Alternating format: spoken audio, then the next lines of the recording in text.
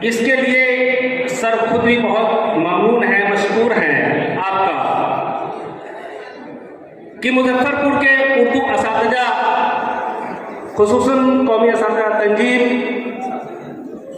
کی محنتوں کا یہ اثر ہے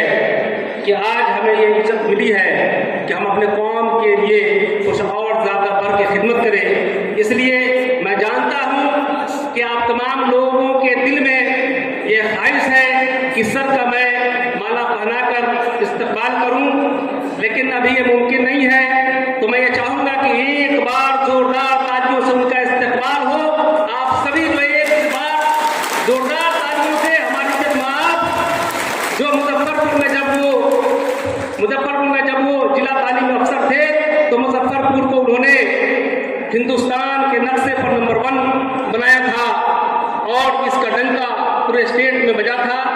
اس کے ساتھ ہی میں اسٹیج پر جناب افروز، جناب التمس داؤدی صاحب اور اس پروگرام کی صدارت کر رہی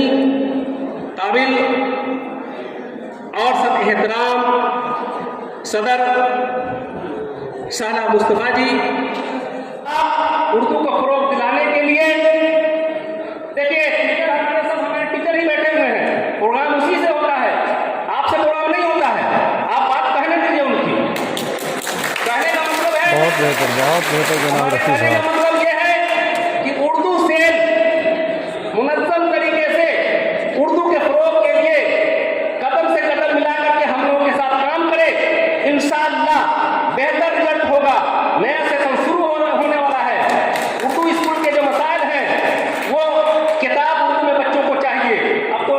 ڈپارٹمنٹ سے ہی ملنے کی بات ہے، لیکن آپ اگر جگے ہوئے رہیں گے تو نہیں ملے گا۔ سوالات اب ایگزامینیشن ہونا ہے، اردو کے سوالات نہیں ملیں گے، ہمارے ٹیچر اردو کے سوالات نہیں لیتے ہیں، یہ سب مسائل ہیں، اس مسائل کو سمجھنا ہوگا، زمینی سچائی ہے، اس کو جھیلنا پڑے گا اور پروگرام اس کے لیے بنانا پڑے گا۔ ہم چاہیں گے کہ اردو سیل میں میڈم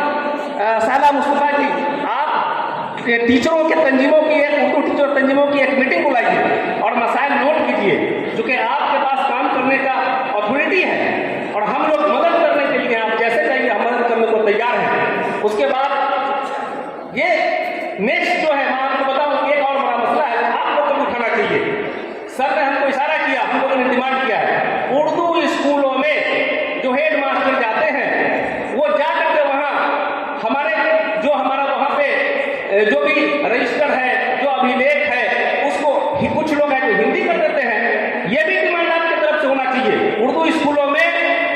ہندو جائے، مسلم جائے، یہ بہت ہی اہم معاملہ ہے جس کو جناب رفیع صاحب نے اٹھایا ہے، وہ اردو کا جانکار ہو، یہ اسکولوں کے اندر اور یہ جو بھی ہیڈ ماسٹر جانا چاہیے۔ وہ اردو کے کم از کم جانکار ہونے چاہیے، بہت لوگ پریشان ہو رہے ہیں، تاکہ لوگوں کو اردو بولنا ہے، اسکولوں اس کا لیے جو بہت زیادہ ریکارڈ نہیں ہے بولوں گا۔ میں یہ وہ چاہتا کسی بھی ہوں صورت میں کہ اردو زبان میں ہی انشاءاللہ تیار کیے جائیں، آپ کے جو مسائل تاکہ ہیں اردو اس اسکولوں میں مسائل کم پر از کم لگے ہوئے اردو ہیں اپنی پوری انشاءاللہ۔ شان کے ساتھ زندہ رہ سکے۔ ابھی دیکھیے تنظیم نے کوشش کی اور 7ویں مرحلے میں جو بحالی ہونے جا رہی ہے، اللہ کا شکر ہے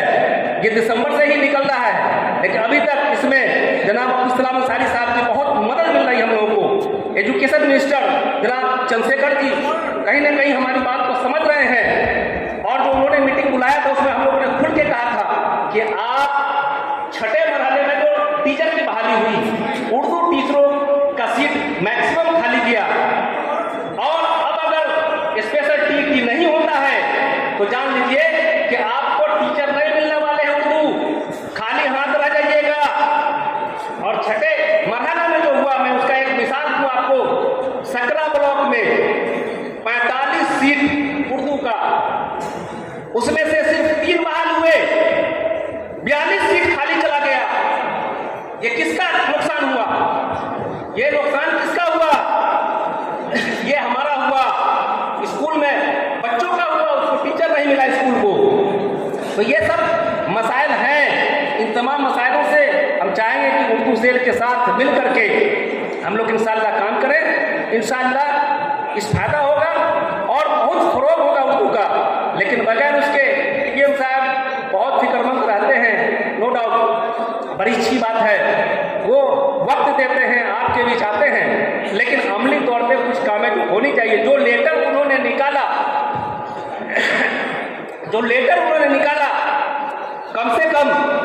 उसका सुपरविजन भी होना चाहिए था कि उसका क्या असर हुआ, काम हुआ नहीं हुआ। अगर आप सुपरविजन नहीं करेंगे तो मसला होगा। इसलिए मैं इन्हीं बातों के साथ कि उर्दू सेल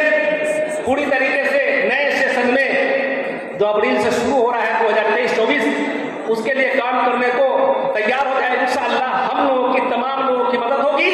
इसी के साथ मैं एक बार चाहूँगा कि फिर से आप जनाब अब्दुल सलाम अंसारी साहब के लिए ताली बजा के उनका इस्तेमाल कीजिए। इंशाअल्लाह बहुत बहुत शुक्रिया। बहुत बहुत शुक्रिया।